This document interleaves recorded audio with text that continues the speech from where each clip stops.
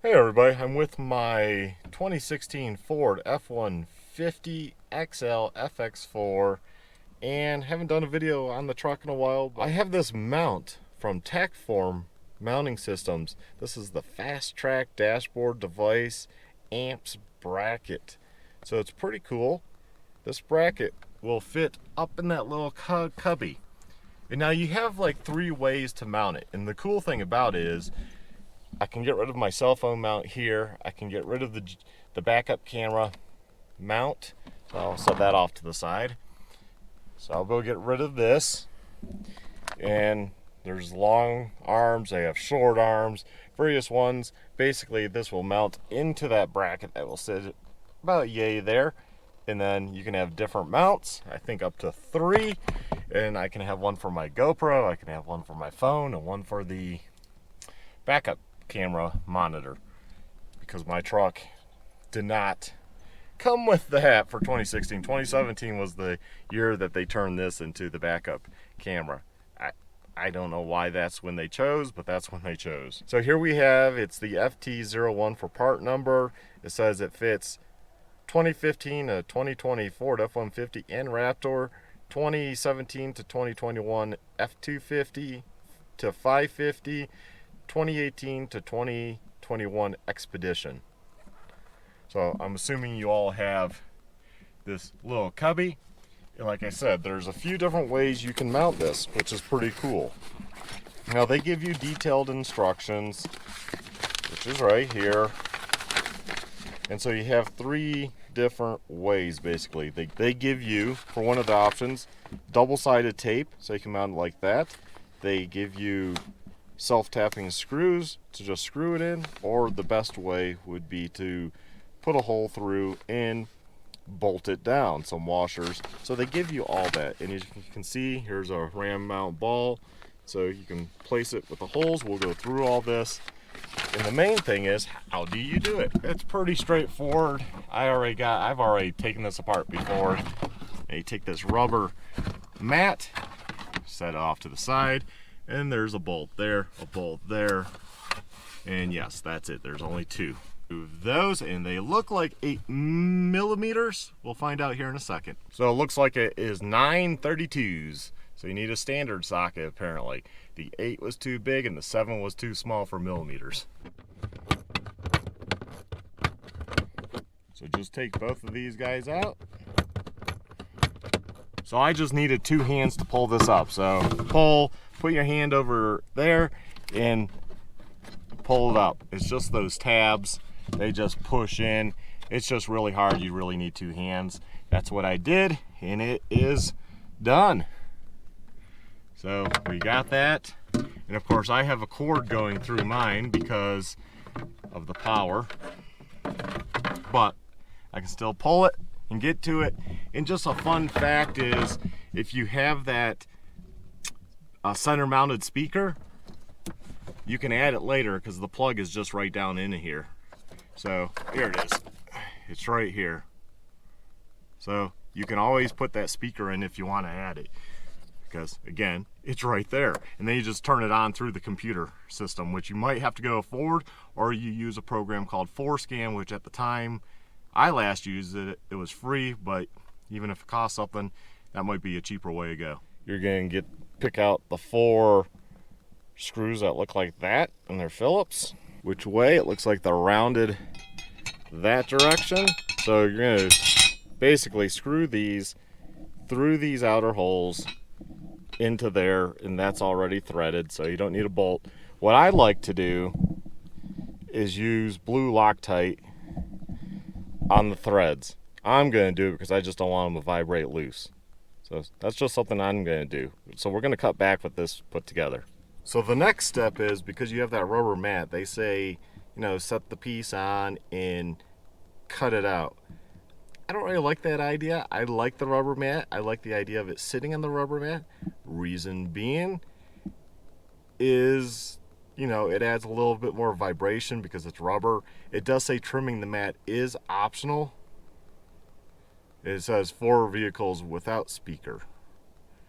So I'm not gonna trim the rubber mat. I'd rather have a couple of 4 holes through it, small holes, that if I remove this mount, if I got rid of the truck and just wanted to remove the mount to give it to somebody else or use in a future truck if it worked, or I mean, I'm sure this could be used different ways if you mount it to a dash or whatever. The point being is, if I removed it, then there's just a couple small holes in the mat that I could probably put a little black RTV. No one would ever even notice the holes in the mat, right? And it would be good to go. And yeah, I just like the idea of the mat being in there. So I am going to keep it how it is, and I'm just going to do it like that. I'm just going to set it on top of the mat. That's what we're going to do.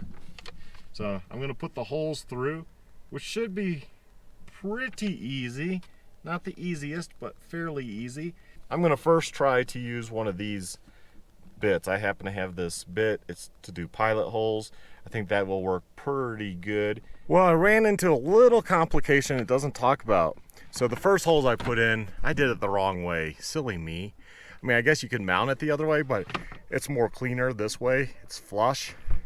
Even with the mat still in, it's pretty flush.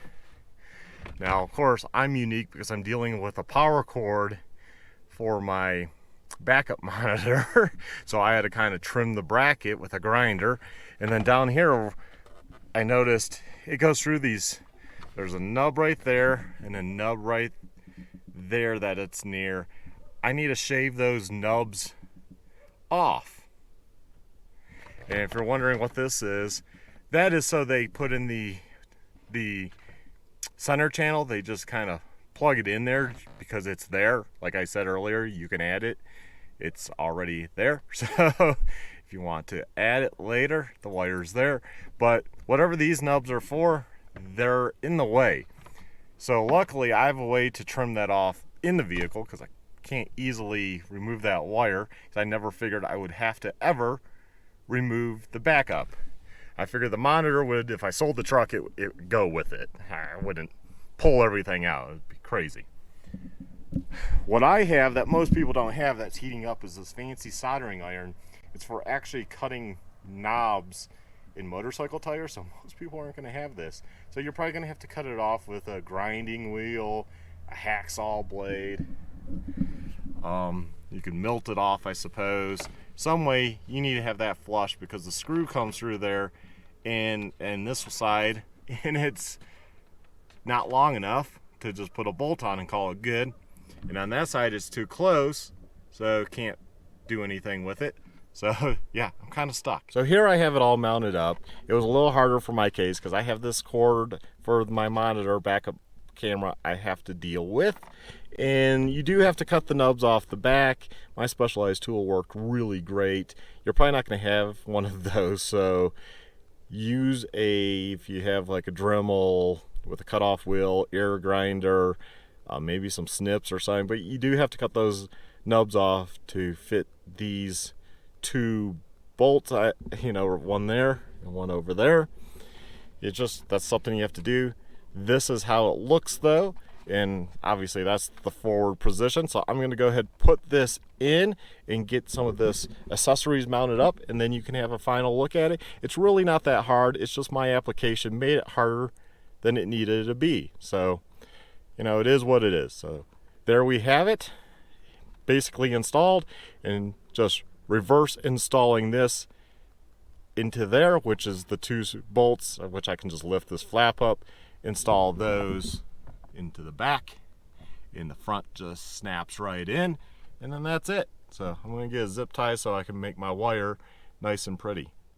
Okay, I'm back. I got it all squared away. I got it set up to how I would like it, and this is the final setup. My phone here, it's on a long mount. I have a magnetic thing already in my back of my phone, but they do give you that option. They do give you pieces of metal, and I believe they're sticky, that will, you can put on something or in something and stick it to the mount. And again, same long mount for the monitor, and this has a built-in metal piece because that's how it's made. These magnets are a lot stronger than those other ones, so I think that's gonna hold everything great. As you can see in the middle, the GoPro mount, I can face it out, turn around, face me. If the phone's in the way, I can just turn the phone like that, or just pull it off even. But I think the GoPro be mounting like yay, looking out. If I'm off-road or just want to do some videoing around, or kind of like a dash cam, because GoPro works a lot better than my Yi Ultra dash cam. So yeah, I could put it up there, or I could put my old one up there and use it like a dash cam if I wanted to. Or I can turn it around and I can talk while I'm going and make some videos if I want to do that. So your call of how you want to use your various mounts. Now, the issue mainly was of my setup. I got frustrated, but it's because I have that wire. It's those nubs were kind of a pain, wasn't expected. They might not know about, at least on a 2016, there's nubs. You're gonna have to cut those off somehow, because that's where the holes lined up. Again, I left in the mat. As you can see, the mat's left in, which seems to be fine. I'm okay with that. I think that just adds probably more deadening or cushioning, if you will. Like I initially said, there's 3 different ways to mount. You can mount it with just the sticky tape, you can mount it with the self-tapping screws, or do the permanent mount, which is putting holes through and using a nut and washer, and they're not going to come off at all. I mean, that it's pretty much on there. Honestly, if I keep this truck for another 100,000 miles, I'm at like 60,000 miles. If I keep it for 100, so yeah, that would put me at 160,000 miles. So I keep it for another 100,000 miles. I don't use my truck much. That's probably another 10, 12 years. I'll probably just sell the vehicle with the mount in at that point, because I got my money's worth out of it and I'm not going to worry about it. I like that it's bolted in, because they did break in. They're not just ripping that out. It's a chunk of metal.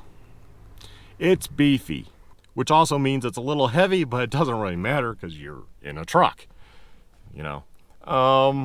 Yeah, that's pretty much it. It wasn't that bad. It will be easier probably for you, so don't check my video and be like, man, it seems like he's getting frustrated. Yeah, I'm getting frustrated, but that's because I have a cord that I never thought I'd be removing, so I didn't go ahead and put a connector on there, which I guess I should have. Hindsight's 2020, but never thought I'd pull that out again. So that just made it so I was tied to this area where you can pull that out, go put it on a workbench, get everything screwed together, and have it perfect. Me, well, you know, couldn't do that. I will say, if you have a pilot bit, that worked perfect to make the hole perfectly lined up. And I don't know what size, I know they have different sizes. I do think this is the larger size. I still had to do a little auger out, but with a fast drill, that's really quick and it was just like do an auger out and you're done, and that works really well. So I've been using that for various projects now. I find that putting holes in the center of something to line up works the best. TackForm's instructions are pretty good. I think, you know, pretty comprehensive, and things you might need to do, might want to do. I mean, you might want to cut the mat around it if you want that mat to be removable. I don't personally care if the mat's removable other than dust. I never put anything up there because it just slides around or it reflects in the window. So I don't personally ever use that to put something that would be messy. But if you're putting your cheeseburger up there and you need that mat to be removed, you might want to just cut it out. Be easy to line it up and take a razor blade and cut around. It's just rubber. It'd be pretty easy, I would imagine, to cut. And anyways, that's my setup, and I think it works pretty good. I think it looks pretty good, and it's rugged. Oh, if you're wondering, like, is he gonna leave this GoPro mount up? No. I mean, I'm sure lazy people will, but I will actually turn it down like that, tighten it, and that way it's out of the way. You don't see it. No one's gonna mess with it, And like I said, it's good to go. It's not in my view. I'm very particular about that because I ride motorcycles, not having things in my view. You know, people drive around with those hangy tags. Don't do that. Please don't do that.